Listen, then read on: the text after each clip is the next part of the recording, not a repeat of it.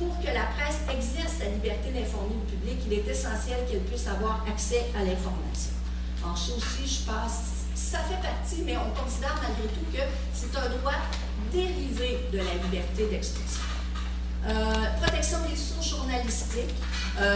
On n'a pas reconnu dans les causes récentes où des journalistes refusaient de révéler leurs sources qu'il y avait un droit constitutionnel à ne pas révéler ses sources, mais on a malgré tout considéré que ça faisait partie de la liberté d'expression que de pouvoir informer le public, évidemment, et que donc on pouvait appliquer un test qui sert à garantir que la protection des sources journalistiques va être assurée dans une certaine mesure. Diffamation, ça c'est très important, je vais le terminer, parce que souvent ce qui se produit en matière de liberté d'expression, c'est qu'on va être confronté à des poursuites en diffamation. Alors on sait que la loi anti-SLAPP a été adoptée dans ce contexte-là et la Cour suprême a eu tendance à donner une préséance importante à la diffamation. Alors dans deux décisions récentes de 2009 et 2010, la Cour recentre en disant il va peut-être falloir commencer à se dire que la liberté d'expression, c'est important, puis que la réputation, oui, mais il faut recentrer puis redonner sa place à l'expression et au débat d'intérêt public. Alors, vous avez des décisions intéressantes là-dessus. Et finalement, droit versus liberté, ni bâillon ni porte-voix. La question ici, c'est la suivante. Un droit ou une liberté garantie par la Charte, surtout une liberté. Le terme liberté d'expression a été défini comme qu'est-ce que l'État doit faire, ni bâillon, ni porte-voix. Ça veut dire qu'on ne peut pas entraver comme État l'expression, mais on n'est pas obligé de fournir des porte-voix. Et évidemment, à un moment donné, si tu n'as pas de porte-voix, puis que les autres crient à côté, personne ne veut. Alors, un des enjeux autour de la liberté d'expression, c'est de savoir si l'État peut être obligé de donner des garanties, de poser des gestes qui facilitent l'expression de tous et la circulation des idées pour tous. Alors ça, je pense que c'est un des débats intéressants et certaines décisions laissent à penser qu'il y a peut-être une obligation positive de l'État d'agir pour que la liberté d'expression soit réellement assurée. Parce que sinon, c'est celui qui crie le plus fort et qui a le plus d'argent, fatalement, qui va là. Alors voilà.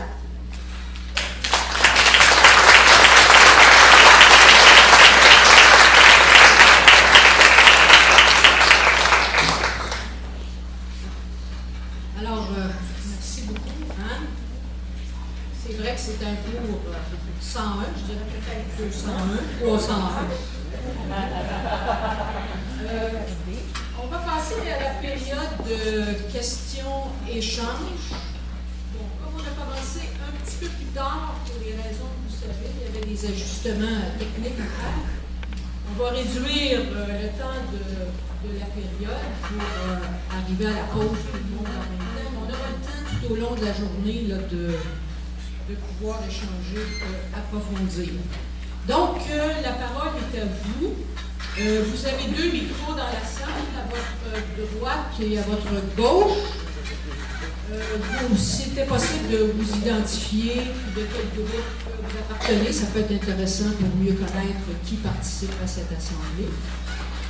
Je vais possiblement donner 2-3 questions au point de départ et vous aurez la chance de continuer votre cours 101. Oui, monsieur. Pierre Valérie, l'Alliance de fonds publics, syndicat. Je veux juste revenir, je vais passer vite sur toutes les notions là, de propos haineux, diffamation, ces choses-là. Bon, j'ai bien compris que la violence, ça ne serait pas protégé. Et toutes ces notions-là, pour revenir de façon plus concise, là, pour savoir un peu plus ce qui est limité et pas limité. Oui, madame? Bonjour. Vous êtes madame?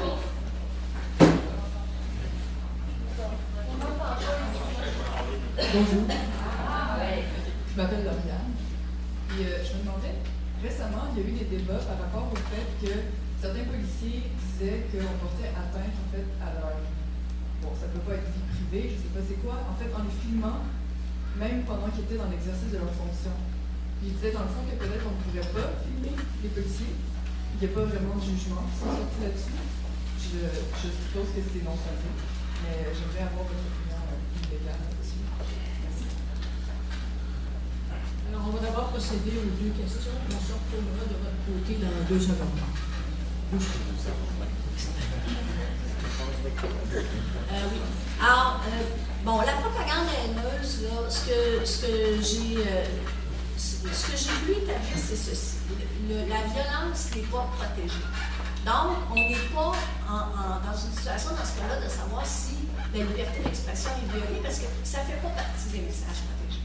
Alors, par contre, la propagande haineuse en soi n'est pas considérée comme un acte violent. Okay? Donc, susceptible de protection, parce que même les idées ou les opinions les plus répugnantes, à la limite, sont permises et sont protégées. Par contre, on a le test de l'article 1 qui va venir établir si, oui ou non, on pouvait limiter la propagande haineuse. Et comme je vous disais, dans WAPCA, la charte de Saskatchewan prévoyait l'interdiction de tenir des propos haineux ou de ridiculiser un groupe pour un motif prohibé.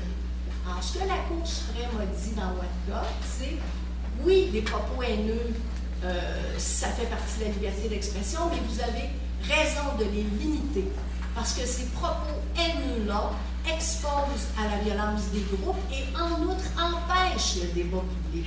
Alors que la liberté d'expression doit favoriser le débat public, ici les propos haineux font taire les gens et sont contraires à l'objectif de la liberté d'expression. Donc, dans ce cadre-là, on a estimé qu'on avait le droit d'interdire les propos haineux qui s'adressaient ou qui voulaient cibler un groupe. Par contre, ridiculiser, la Cour a estimé que ridiculiser même un groupe, ce n'était pas suffisant pour porter atteinte à la liberté d'expression. Donc, le volet ridiculisé a été déclaré inconstitutionnel, mais le volet propagande haineuse a été remis. Et il y a d'autres dispositions dans le Code criminel qui interdisent la propagande haineuse et ça a régulièrement été reconnu comme valable. Sur, bon, la filmée. Moi, écoutez, je trouve ça spécial parce qu'en droit du travail, depuis des années, on se bat contre les employeurs qui utilisent des agents de sécurité pour faire filer les gens, pour les filmer à leur insu lorsqu'ils réclament d'assurance invalidité.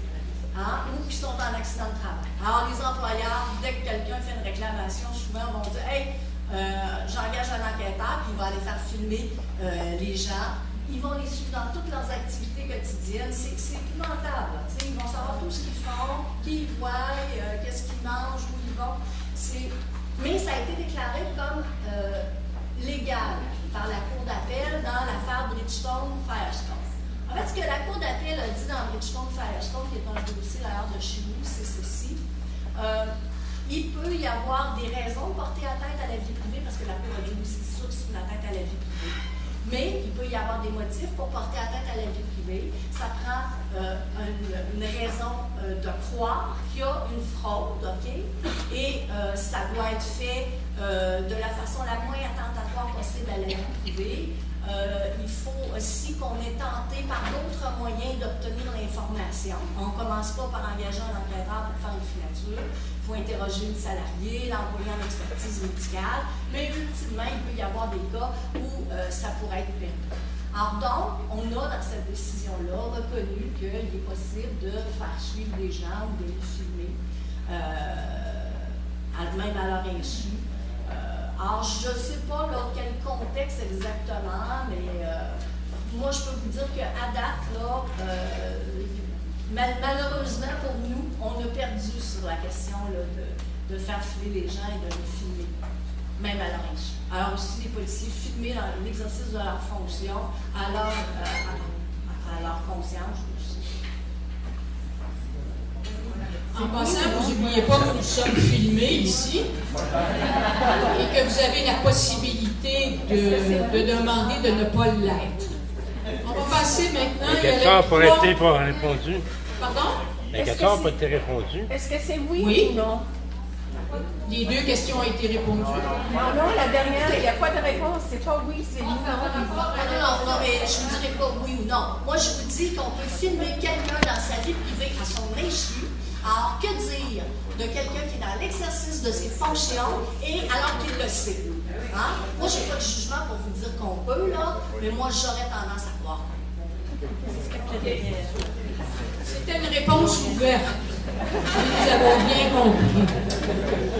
Il y avait 3 personnes donc au micro. Donc ça y est, vous êtes revenus. Oui, madame. Oui, bonjour. Moi, je suis du réseau québécois des technologistes de Page-Duel en Gaspésie. C'était une précision en fait, que je voulais apporter au niveau du corollaire du droit à l'information, parce que c'est bien de nommer, mais dans les cas environnementaux, on vit énormément de difficultés à faire appliquer ce droit-là. Par exemple, on va avoir en septembre peut-être l'entente entre Petrolia, par exemple, et Hydro-Québec. On vient tout juste après 2 ans d'obtenir la liste des produits chimiques qui ont déjà été injectés dans le sol suite au phare. Il y a énormément de problèmes à avoir l'information.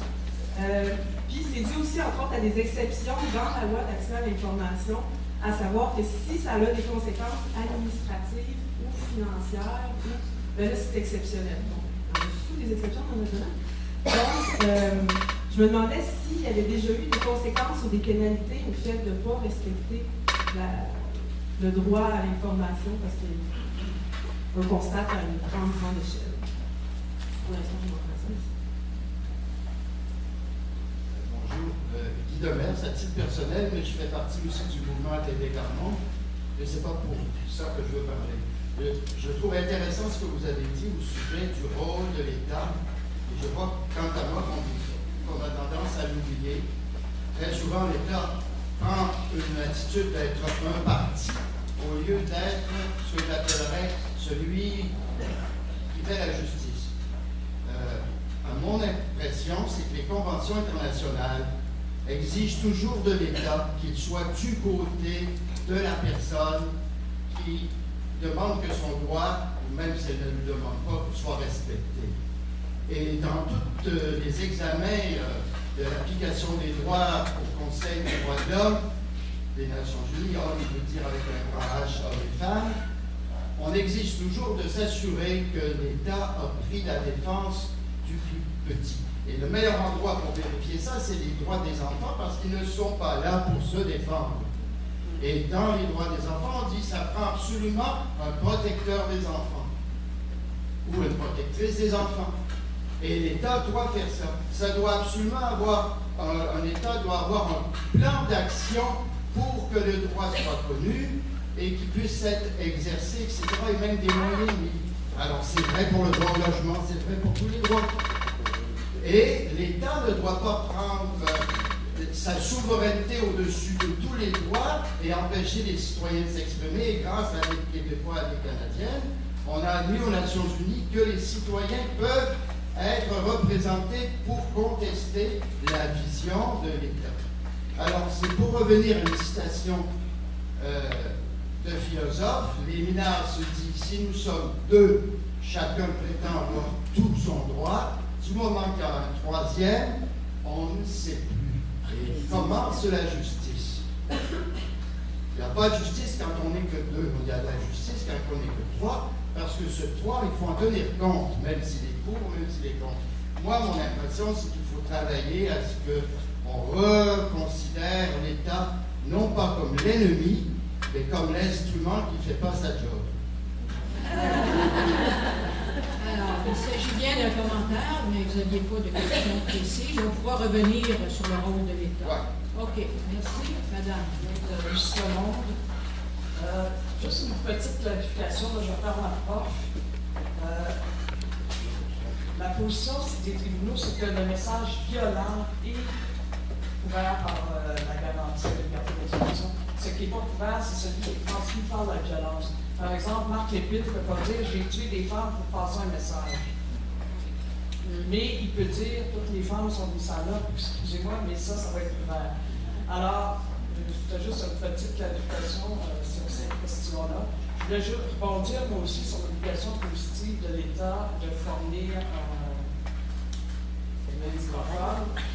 Je pense qu'il faut qu'on y réfléchisse beaucoup parce que moi, je me pose des questions par rapport à ça. Je me souviens qu'à un moment donné, des associations étudiantes de McGill s'étaient opposées à ce qu'il y ait un tel conférencier qui est un ami de Bush, en tout cas, je ne me souviens pas de son nom. Mais, alors là, les gens criaient à violation de la liberté d'expression, mais moi, je ne suis pas obligée de fournir le micro à la personne qui a un discours que j'aime pas. Je veux dire, il faut faire attention à ça aussi quand on dit que l'éducation positive de l'État. C'est un commentaire, je me dis ça, il faut y réfléchir. Oui. On va prendre la dernière, si vous permettez, avant la pause. Marie du MEPAC, je me demandais, par rapport au monde virtuel dans lequel on est en train de vraiment vivre de plus en plus avec les réseaux sociaux, etc., je me demandais si les choses que vous nous avez présentées, qui se passent dans le monde physique réel, est-ce qu'ils ont le même impact au niveau virtuel? Donc quand on se retrouve par exemple sur les réseaux sociaux ou Internet, etc. Sur l'accès à l'information, écoutez, à ma connaissance, là, puis j'en suis pas mal certaine, il n'y a jamais eu aucune condamnation pénale en vertu de la loi à l'accès à l'information, ni en vertu de la loi sur la protection des renseignements personnels. Mais l'accès à l'information, effectivement, est encadré au Québec par une loi qui est vétuste, une loi qui est une véritable course à obstacles à toutes les fois qu'on veut obtenir une information. C'est devenu d'ailleurs pour l'État une façon de se débarrasser des gens. On leur dit, tu veux un document, fais une demande d'accès à l'information, ça va prendre 2 ans, OK?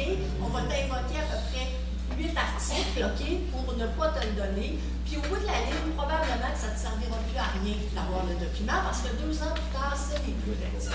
Cette loi-là est en révision à l'heure actuelle. On parle d'ouvrir à l'ère du gouvernement ouvert, c'est-à-dire où tout est divulgué, sauf exception. Et on doit espérer qu'effectivement, il va y avoir des développements de ce côté-là. Mais à l'heure actuelle, la loi sur l'accès à l'information et la loi fédérale aussi ne font absolument pas le travail. Sur la question du rôle de l'État, effectivement, l'État qui devrait promouvoir, selon moi, je suis tout à fait d'accord, les droits et libertés, va souvent se placer un peu en retrait en disant, ils existent, arrangez-vous, puis je n'ai pas à en faire la promotion. Pourtant, effectivement, comme vous le disiez, je ne sais pas où est l'intervenant, mais notamment, par exemple, tous les outils au niveau de l'Organisation internationale du travail, on parle de promouvoir la liberté d'association, la liberté de négo, pas juste de la tolérer, mais de faire la promotion du côté des États qui sont partis à ces conventions-là. Vous savez, pour ce que Lucie a dit, moi je pense que l'État a un rôle à jouer. Il aurait dû intervenir en matière de concentration de la presse. C'est de ça aussi dont il faut parler. L'État ne peut pas simplement dire, on peut faire la poche, puis ceux qui sont plus gros, ils diffuseront à tue-tête, puis les autres, OK, là, on ne les entendra pas, ils afficheront, puis ils distribueront des tracts. Parce que c'est un peu ça aussi, la question.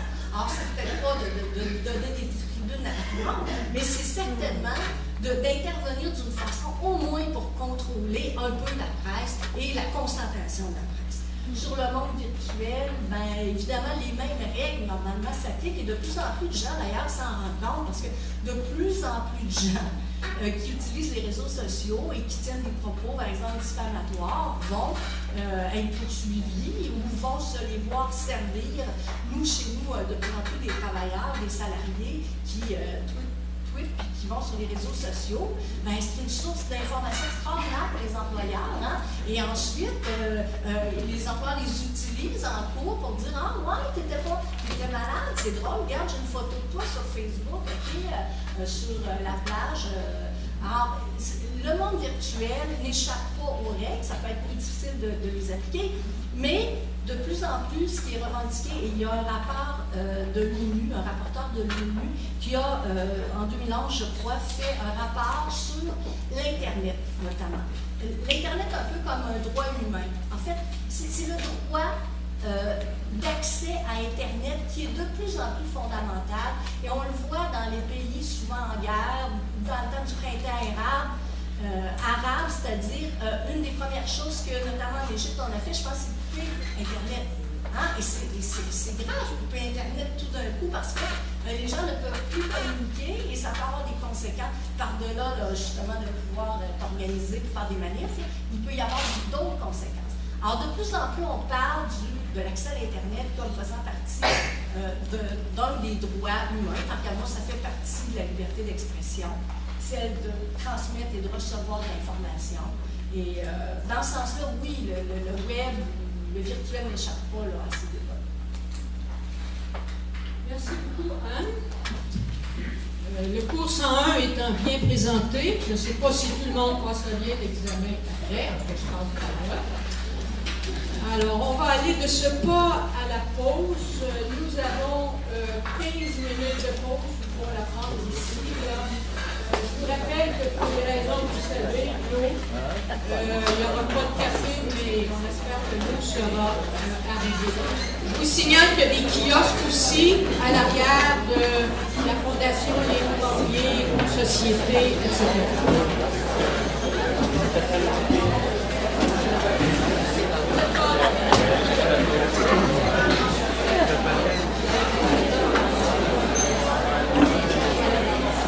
La diffusion continue durant la pause et pour toute la journée.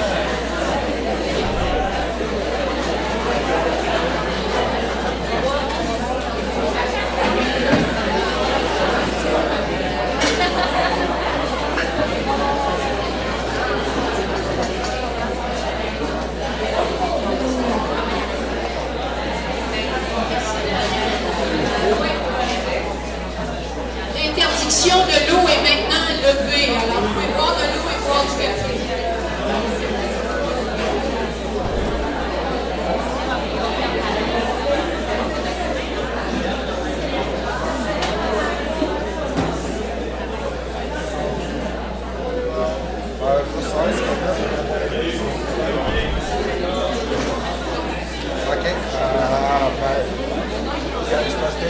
Regarde, dans l'autre bout là-bas, il y a une fille qui traverse. On veut une là-bas.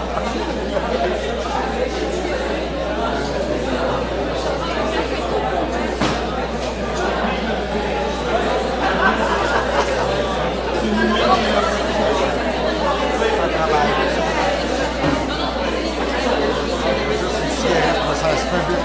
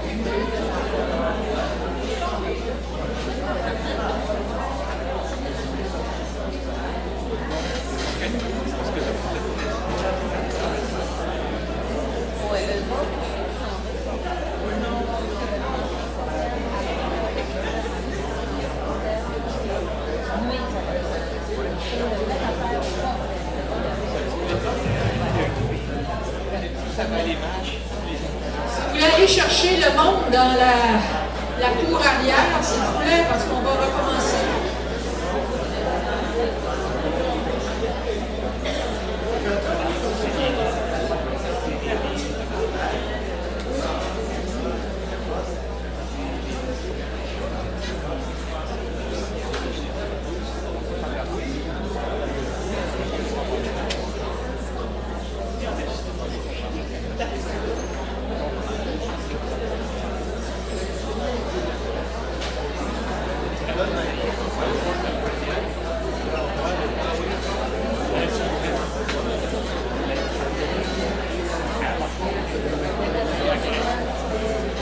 Chercher le monde en arrière pour qu'on puisse, s'il vous plaît, commencer.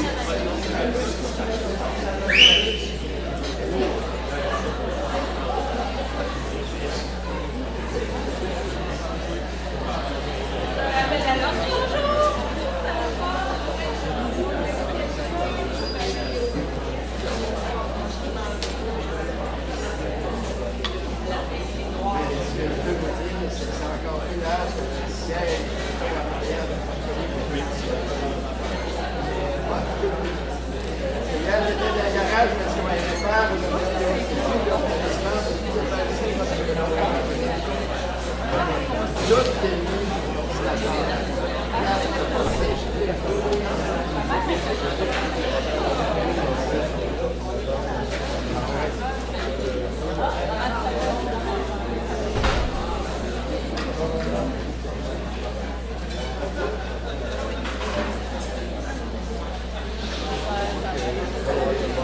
d'ailleurs, je devais dire que j'ai fallu avoir une application.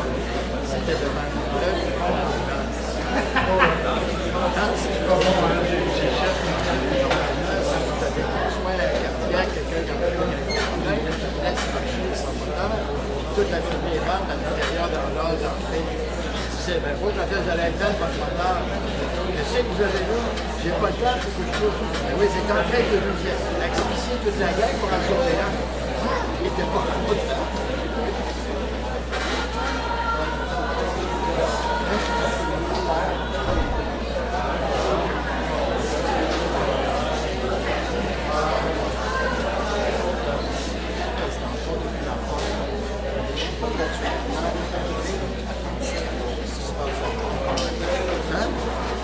C'est pas parce qu'on est méchant.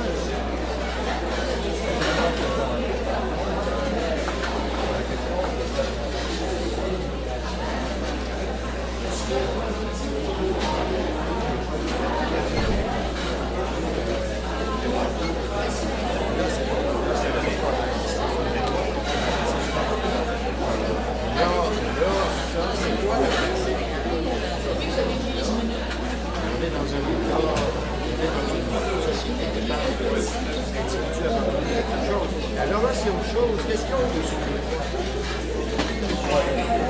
Il fait que un passe avant l'autre.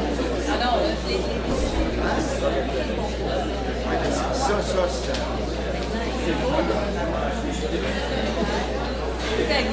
Ça rentre pas dans la voiture de police. Non, mais ça, c'est... Et puis, bon, on peut dire que c'est juste sauf que si on veut vivre en société, il faut transformer le système politique. Et donc, il y a dans nos élus, pas juste les élus.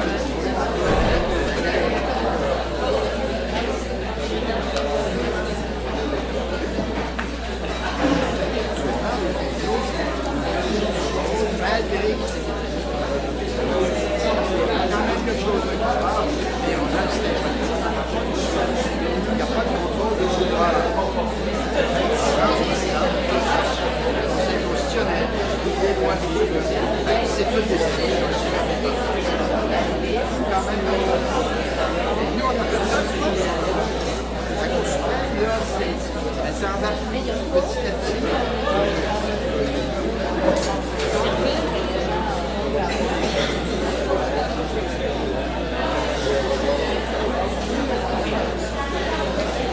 Alors, nous allons reprendre.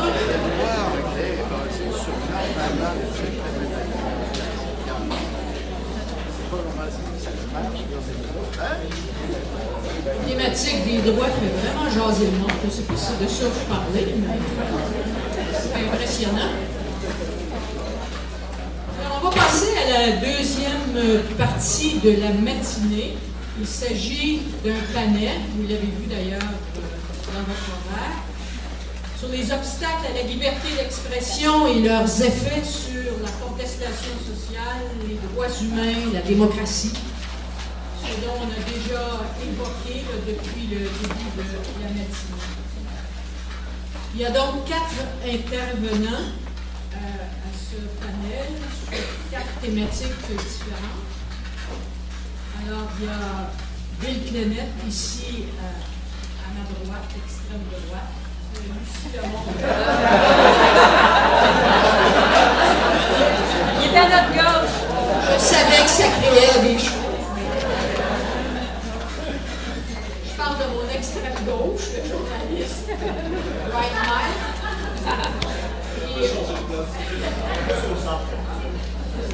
C'est moi qui ai est au centre du panel. Alors, chacun et chacune, Christian, je l'ai oublié, mais ça sera le dessert du panel. Donc, chacun aura droit à 15 minutes et la période d'échange suivra après les 4 interventions et non pas après chacune des interventions. Alors, vous notez vos questions, vos réactions, vos commentaires à mesure et on regroupera ça dans un moment unique d'échange après les 4 présentations. Alors, la première intervention, donc, Bill Plennett, bien connu, juste par votre réaction, je trouve que vous avez l'air à l'avoir bien identifié, qui va nous parler de la répression et la délégitimisation des mouvements sociaux. Alors, Bill.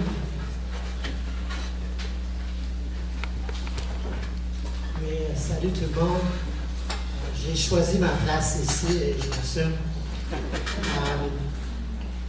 On m'a demandé de venir parler de la question de la répression et de la délégitimisation des mouvements sociaux. Et à partir de mon expérience comme personne militante dans une des régions du Québec, moi je viens de Montréal à l'origine, mais j'ai milité surtout, presque exclusivement, dans l'Outaouais québécois et dans des groupes sociaux. Et je vais donc compter un peu mon expérience à partir des années 80, lorsque j'ai commencé dans les mouvements. Et pour moi, parler de la répression et de la délégitimisation, il y a des choses qui viennent un petit peu avant ça. Et c'est dans quel contexte. Et moi, ce que j'ai vécu et ce dont je veux vous parler, c'est notamment le projet néolibéral et notre résistance à ce projet-là. Et c'est face à ça qu'on a subi la répression et c'est contre nous qu'on veut délégitimiser dans notre opposition à ce projet néolibéral. Je comprends que le contexte immédiat de la conversation, la réflexion que nous avons ici, c'est les événements, bien sûr, de l'année passée. On a eu une lutte étudiante qui est devenue une lutte sociale et notamment à cause de la répression exercée contre les jeunes et finalement beaucoup d'autres personnes qui ont pris la rue. L'origine de cette lutte-là, qu'on se rappelle, portait sur les hausses des frais de scolarité. Donc, c'était une question de tarification. C'était la deuxième fois que le gouvernement avait voulu prendre une ponction au sein des étudiants et des étudiantes et leurs familles. Et là, les gens se sont défendus une première fois, puis la deuxième fois, pouf, on s'est retrouvé vraiment dans d'autres choses. Il y avait déjà au Québec une coalition sur la tarification et donc on a eu une lutte qui était très large. Mais cette tarification, si on veut la situer un petit peu, elle fait partie d'un des enjeux dans une lutte qui existe finalement au Québec, au Canada, depuis les années de Brian Mulroney. Et c'est un peu à ce moment-là que, quand moi j'ai commencé à militer, ensemble, plusieurs entre nous de ma génération dans la salle ici, on se rappelle que l'État a cherché à couper dans les programmes sociaux, dans les services publics, on a privatisé. Il y avait différents outils, on a voulu baisser les impôts. C'était un grand projet. Et face à ça, il y a eu des résistances. Moi, des luttes à laquelle moi j'ai assisté et que je me rappelle, c'était dans la protection sociale surtout, j'ai milité là-dedans, puis on en a subi des changements importants, puis il y a eu des résistances contre ça, qu'on se rappelle, en 90, 93, 94 et 96, c'est dans l'assurance chômage, encore aujourd'hui, il y a une coupure, mais quand Mulroney était au pouvoir, après avoir signé des ententes de libre-échange, il y a eu, malgré sa profession de foi qu'il n'allait pas avoir de conséquences, on en a eu beaucoup de conséquences au niveau de la protection sociale. Et une des premières places importantes, c'était l'assurance chômage devenue assurance emploi avec la dernière ronde des coupures qui était effectuée par le gouvernement libéral de Jean Chrétien. C'est à ce moment-là où on a eu des moments de militer ensemble, mais il y a eu d'autres protections sociales qui ont été touchées. La sécurité du revenu, toujours dans ce projet de réduire les dépenses publiques, l'aide sociale, la réforme Bourbeau-Paradis, à la fin des années 80, était un autre moment de mobilisation. Et le PQ qui était au pouvoir est arrivé avec leurs propres réformes qui, on dirait que les gens, avec le néolibéralisme, ils ont redéfini des mots parce que réforme, on sait ce que ça veut dire, alors que dans le dictionnaire, ça dit d'autres choses, mais bon, c'est comme ça. Et une autre lutte, et je ne me tarderai pas trop, mais c'est quand même le contexte dans lequel on a la situation aujourd'hui, elle part de cette situation-là, à mon sens, et pour moi, où j'ai milité, c'était aussi au niveau du logement social. Il y a eu le budget fédéral de 90, 92 et 93 en particulier, où, à un moment donné, on a décidé qu'on allait plus intervenir pour bien loger des gens. Je mentionne ces luttes-là pour dire qu'il y a eu donc une période où il y a eu beaucoup de remises en question, puis dans nos résistances, ici au Québec en particulier, on a eu le mouvement des femmes qui a dit, ben là, on va mettre ces idées-là ensemble, et il y a eu les marches, la marche des Pins des Roses, suivie de la marche mondiale, et là, on regroupait des choses. Puis dans nos résistances, on a ensuite eu, et il était question dans l'intervention de Dominique plutôt, Seattle en 99, parce qu'on voyait des limites de la résistance contre des luttes conjoncturelles, simplement. Alors, quand il y a eu des grandes rencontres internationales, les gens ont compris qu'il fallait être autour. Et bien sûr, on était, peut-être pas nous, peut-être quelques-uns d'entre nous, mais en 99 à Seattle, il y a eu le début des grands moments de contestation.